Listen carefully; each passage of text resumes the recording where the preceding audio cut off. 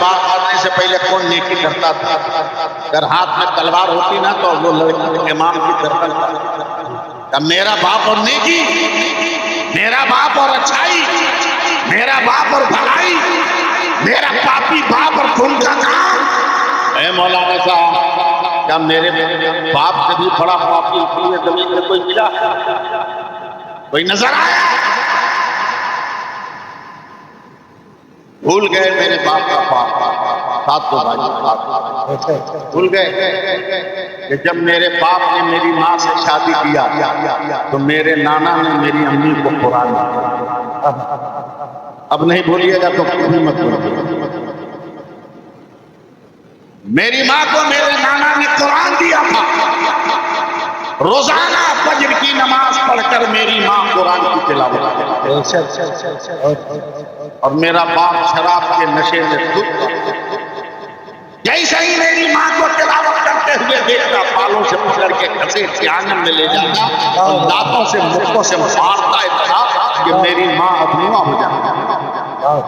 لیکن میں پیدا ہوئی، بچپن سے نکل کر میں جوان ہو گئی، اتنی لمبی عمر میری ماں نے پائی، مگر قسم خدا کی کبھی میری ماں نے اپنے شوہر کے لیے بددعا نہیں، بلکہ مار کھا کر بھی وہ اپنے شوہر کے لیے دعا کرتی کہ اللہ میری تلاوتوں کے صدقے میں میرے شوہر کو ہدایت دے۔ یہی وہ پیغام ہے جو ہمارے سماج سے نکل گیا۔ دعائیں بھول گئے مارتے مارتے آج سے 3 مہینہ پہلے میرے ظالم اور پاپی باپ نے ایسی لات مارا کہ میری ماں کی روح نکل گئی، میری ماں کا انتقال ہو گیا۔ تمہیں لوگوں نے جا کر قبرستان میں دفن کیا، اتنے بڑے پاپی کو تم لوگ کہتے ہو کون سی نیکی کیا؟ اب بہرحال والوں پلٹو۔ امام نے کہا بیٹی تیری باپ کی زندگی میں کوئی تبدیلی؟ بڑا تبدیلی کہو عبادت میں۔ کہا کیا؟ کہا جس دن میری ماں کا انتقال ہوا نا اس دن غسل کیا، نیا کپڑا پہنا، آنکھوں میں سرما لگایا، زندگی میں پہلی بار سر پر ایمان باندھا، اور اس کے بعد ماں نے جو قرآن چھوڑا تھا نا اس کو پکڑ کے اٹھایا، سر پہ رکھا تو بدن کانپنے لگا، آنکھ سے لگایا تو ساون بھادو کی طرح آنسوں کا سیلاب آ گیا، ہونٹ سے چوما ہے تو اس کے منہ سے چیخ نکل گئی ہے، وہ بلکنے لگا، وہ چیخنے لگا، چلانے لگا، اس کے منہ سے چیخ نکل گئی ہے۔ اوپر رکھیے، اوپر رکھیے، جلدی آئیو۔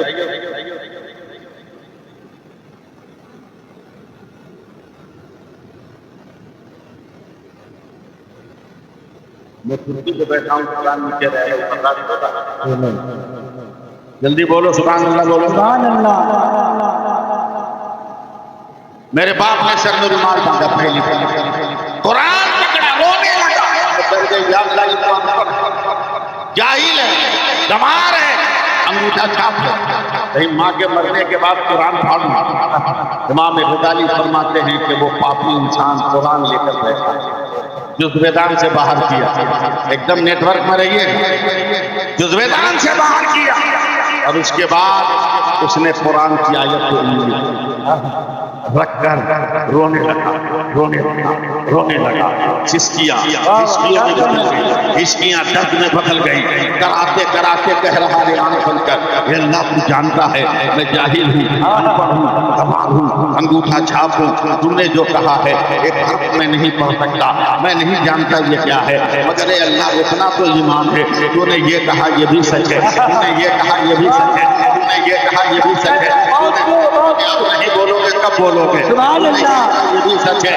تب تک تیرے باپ نے یہ لگتا کہ مرنے سے پہلے تک اس کے ہاتھ کی انگلی قرآن پر تھی، اور اس وقت بھی یہی کہہ رہا تھا اللہ نے یہ کہا یہ سچ ہے، تو اس دور کے علماء نے فتویٰ دیا کہ یہی سچائی کا اعلان ہے کہ اللہ نے اسے جنتی بنا دیا۔ فیصلہ کر لو کہ قرآن کو سچ ماننے والا جب جنتی ہے تو قرآن پڑھنے والا کیوں نہیں ہوگا، قرآن پڑھنے والا کیوں نہیں ہوگا، اور قرآن کی پڑھائی کے لیے چندہ دینے والا کیوں نہیں ہوگا۔ نعرہ تکبیر، نعرہ رسالت، نعرہ رسالت، مسلک اعلیٰ حضرت، مسلک اعلیٰ حضرت، میں کیا گفتگو کروں آپ کے سامنے؟ میں بھی قرآن پڑھتا ہوں. سبحان اللہ. آپ بھی پڑھنے کی کوشش کرو. اور یہ بہانہ میرے پاس نہیں چلے گا. ہم پورے ہو گئے کیسے قرآن پڑھیں؟ یہ بہانہ میرے پاس. ٹھیک ہے لیکن جب میں جاؤں تب آتا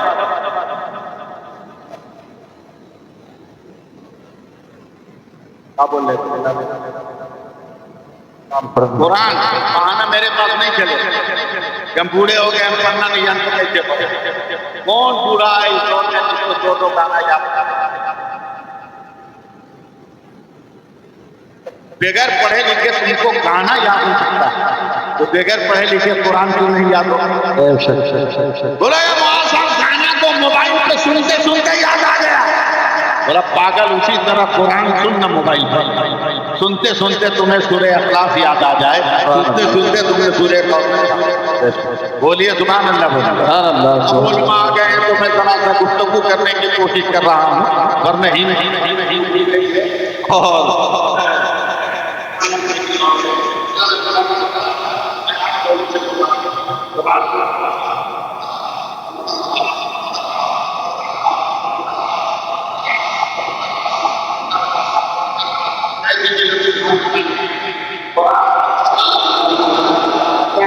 بڑھتا رہا, پڑھتے پڑھتے اچانک ایک آیت آئی, مفاتیح الغیب, اے میرے بندو غیب کے خزانے کی چابی لے لو. میں حیران و پریشان ہو گیا, یا اللہ خزانے کی چابی کا ذکر ہے مگر چابی کہاں ہے؟ چابی کا تو پتہ نہیں چل رہا ہے. اب میں لگا قرآن میں تلاش کرنے, یہ چابی کہاں ہے؟ عرش پر ہے, سدرہ پر ہے, آسمان پر ہے, ہوا میں ہے, فضا میں ہے, خلا میں ہے, سمندر میں ہے, دریا میں ہے, کہاں ہے یہ چابی کہاں ہے؟ پڑھتا رہا مگر چابی کا ذکر نہیں ملا. مفاتیح الغیب, میں جانتا ہوں آپ کے سر کے اوپر سے جائے گا, مگر ان ٹوپی بردار علماء کرام اور مخلص علماء کرام کے حوالے سے, عظمتوں والے علماء کرام کے حوالے سے میں گفتگو کر رہا ہوں. میں پڑھتا رہا, مفاتیح الغیب ہے کہاں؟ پتا تو چل گیا کہ غیب کے خزانے کی چابی ہے, مگر یہ چابی کہاں ہے؟ پڑھتا چلا گیا, چابی تو نہیں ملی, مگر دوسرا لفظ مل گیا, مقالید السماوات والارض. اے میرے بندو زمین کے خزانوں کی چابی لے لو. میں اور پریشان ہوا, مفاتیح کا وہ پتہ نہ چلا, مقالید کا پتہ کہاں چلے گا؟ میں پڑھتے میں نے 30 پارے کی تلاوت کر لی, مگر کہیں پتہ نہ چلا. یہ قرآن جو کہہ رہا ہے غیب کے خزانوں کی چابیاں لے لو, اور جو ہے آسمان و زمین کے خزانوں کی چابیاں لے لو, چابی کا ذکر ہے مگر پتہ نہیں چل رہا ہے. مسلک بچانا ہے تو ذرا ایک بار ہاتھ اٹھا کر دو, ہوا میں لہرا کے بول دو یا رسول اللہ. ایک بار اور بول دو یا رسول اللہ. تلاش کرتا رہا, اساتذہ سے پوچھا, حضرت طلبہ سے پوچھا, سب نے خاموشی اختیار کی. میں سفر کرنے لگا, آسمانوں کا سفر کیا. آسمان بتا مفاتیح کہاں ہے؟ آسمان بھی خاموش ہے. ستارے تو بتا, ایک دم خاموشی ہے. اب تارک تو بتا دے, خاموشی ہے. مریخ تو بتا دے, خاموشی ہے. زحل تو بتا دے, خاموشی ہے. مشتری تو بتا دے, ایک دم خاموشی ہے. قمر تو بتا دے, خاموشی ہے. شمس تو بتا دے, خاموشی ہے. میں اور آگے بڑھا, ہواؤں سے پوچھا, خاموشی ہے. فضاؤں سے پوچھا, خاموشی ہے. میں نے دریا سے پوچھا, خاموشی ہے. سمندروں سے پوچھا, خاموشی ہے. علماء سے پوچھا, طریقت کے لوگوں سے پوچھا, خانقاہوں سے پوچھا. سفر کرتا رہا, لبنان گیا, یونان گیا, یروشلم گیا, عراق گیا, بغداد گیا, کربلا گیا, کوفہ گیا, نجف اشرف گیا, نازمیہ گیا, اب بصرہ گیا. ہر جگہ گھومتا رہا.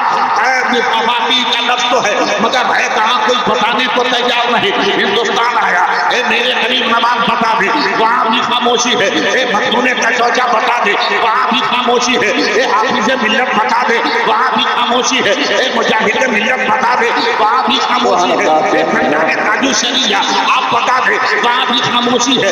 آقائے نعمت حضور مفتی اعظم آپ بتا دے, وہاں بھی خاموشی ہے. حجت الاسلام آپ بتا دے, وہاں بھی خاموشی ہے. مفسر اعظم آپ بتا دے, وہاں بھی خاموشی ہے. چلتے چلتے مزار اعلیٰ حضرت پہ پہنچ گیا. اللہ لگا کر کہے میرے اعلیٰ حضرت, آپ نے ترجمہ قرآن کنز ایمان لکھا ہے, مفاتیح کا دم ہے, مقادیر کا دم ہے.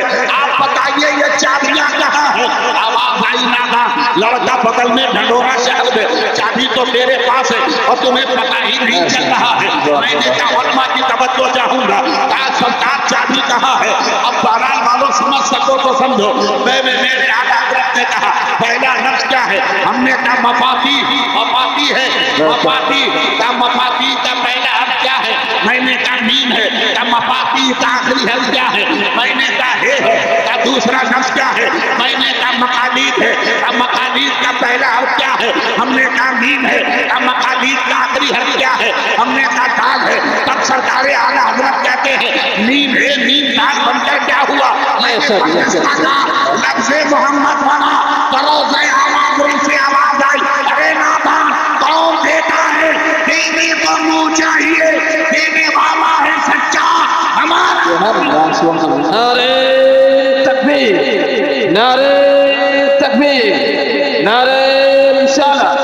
مسلک اعلیٰ حضرت مدرسہ جامعۃ الاعجازیہ حضرت علامہ مولانا سیف اللہ علیہ صاحب قبلہ.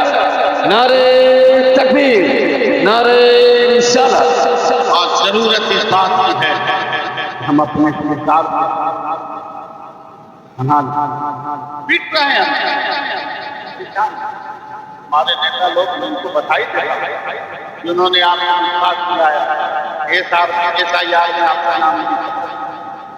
انہوں نے آپ کی قیادت کا آسرا دیا. مگر کاہے ڈر رہے ہو؟ کیوں ڈر رہے ہو؟ کیوں خوف زدہ ہو؟ کیوں ڈر کے مارے تیری روح نکل رہی ہے؟ بھارت میں کتنے دھرم پائے جاتے ہیں، مرنے کے بعد ان کا کوئی نعرہ نہیں ہے. ایک بھارت میں رہنے والا مسلمان ہے کہ مرنے کے بعد بھی نعرہ لگتا ہے. جیسے ہی ہمارے جسم پر ایک مٹھی مٹی ڈالی جائے گی، مٹی دینے والا پڑے گا. مینا خلقنا دو. سبحان اللہ، سبحان اللہ. ہم اسی مٹی سے پیدا ہوئے. وہی تو ہم اسی مٹی میں وہ منہا نخرے جسم تارتا نخرا. بھارت سے ہمارا نسبت کٹے گا نہیں. بے شک، بے شک. دن دیکھیں گے تو اپنے بھارت کی دھرتی پہ سبحان اللہ، سبحان اللہ. مسلک کا جھنڈا ہاتھوں میں ہوگا اور مصطفیٰ کی طرف بڑھیں گے تو خاموش نہیں بڑھیں گے، بڑھتے ہوئے بڑھیں گے. مصطفیٰ جانے رحمت پلا کو سبحان اللہ. بزم ہدایت سے انقلاب پیدا کرو زندگی. صرف ایک کام، سارے ظالم دلی صرف ایک کام کریں. صرف ایک کام. جتنے ظالم ہیں سب دل صرف نماز پڑھنا. کرن لگ گیا، لگ گئی حکم باغی. صرف نماز پڑھو. 22,000 نے مل کر 72 کو قتل کیا. 22,000 نے مل کے 72 کو قتل کیا. قتل ہونے والوں نے بد دعا نہیں کیا، بلکہ یہ 72 کے بعد نماز پڑھتے رہے. اور دیکھو ظالم سچ ہو گئے مگر حسین کا سردار. سبحان اللہ، سبحان اللہ. یا رسول اللہ، یا رسول اللہ. نماز پڑھ کے تو دیکھو ذرا غور تھوڑی دیر کے لیے میرے قریب. بڑے دل کی گہرائی سے ہم بھی بیٹی کے باپ، آپ بھی بیٹی کے باپ. یہ الگ بات ہے کہ بیٹی کی پیدائش پر آپ کو دیوار کے اور بیٹے کی پیدائش پر اچھل اچھل کے کود کود کے لوگوں کو بتاتے ہیں.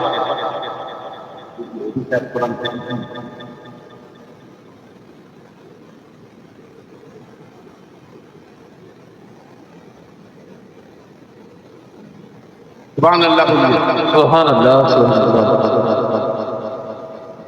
اور خوشی ہو رہی ہے قرآن سے. جتنی محبت سے مدرسے میں آ رہا ہے اتنی محبت سے اپنے گھر میں بھی کھول کے پڑھو. بس بیٹی پیدا ہوتی ہے تو ایک لگتا ہے باسی جلیبی بھی نہیں بانٹی. اور لڑکا پیدا ہوگا چاہے جتنا